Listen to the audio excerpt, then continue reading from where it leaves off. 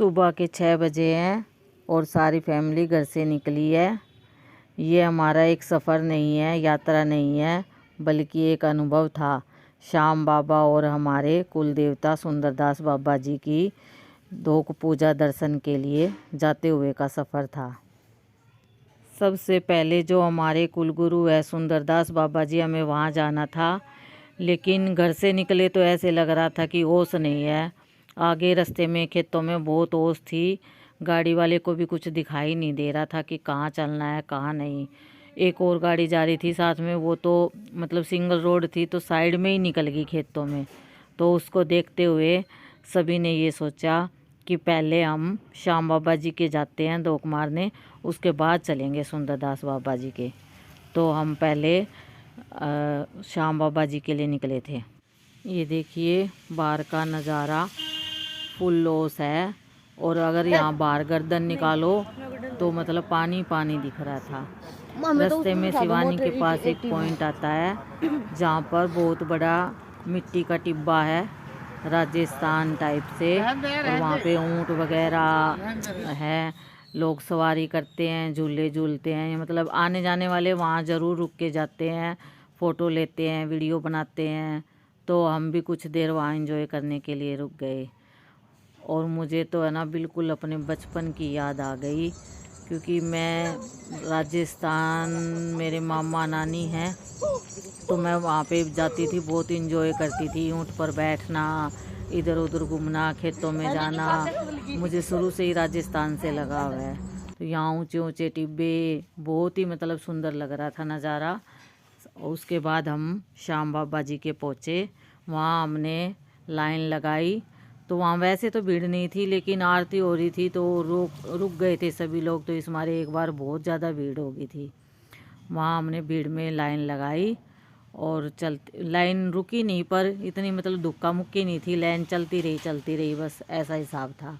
और एकदम से ही छीड़ भी हो गई वहाँ पे हमने दर्शन की, पूजा की, और उसके बाद एकदम से ही ऐसे छीड़ हो गई जैसे यहाँ पे तो लाइन थी ही नहीं, इतनी छीड़ हो गई।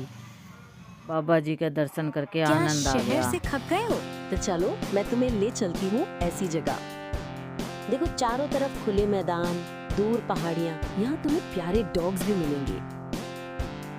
ये जगह सच में दिल को छू लेगी। जरूर आना और मुझे बताना। ये हमारे कुल गुरु देवता सुंदरदास बाबा जी का मंदिर है।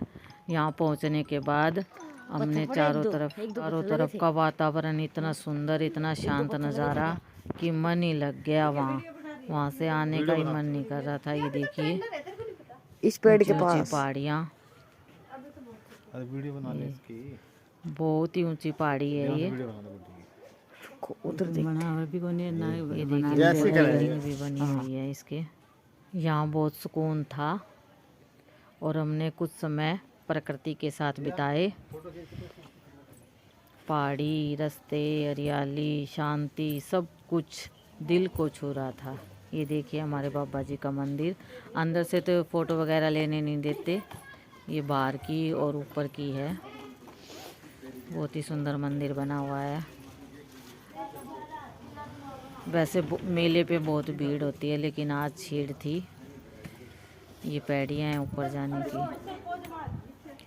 यहाँ पे ये धर्मशाला है, इसमें आने जाने वाले लोग रुकते हैं। यहाँ पे हवन भी होता है, जो मतलब कहीं रुकना नहीं है, जिनको कोई जानता नहीं है, वो यहाँ धर्मशाला में रुकते हैं। ये देखिए ऊंची पहाड़ियाँ सारी कितनी सुंदर लग रही है।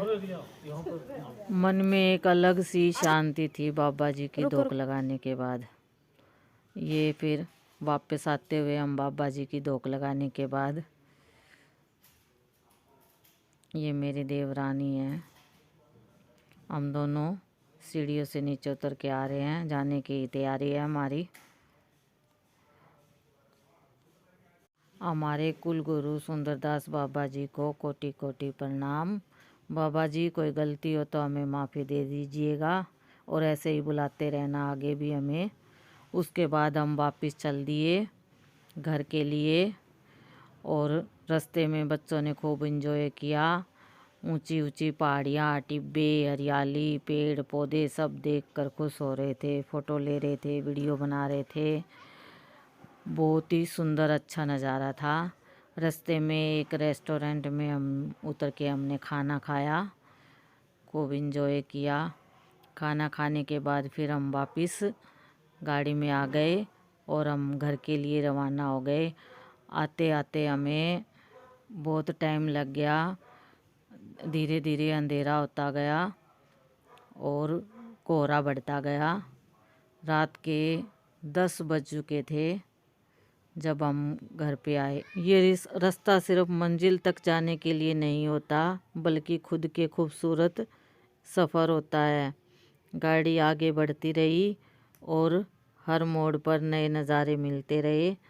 ये हमने रास्ते में एक जगह रुके, वहाँ का नज़ारा है ये।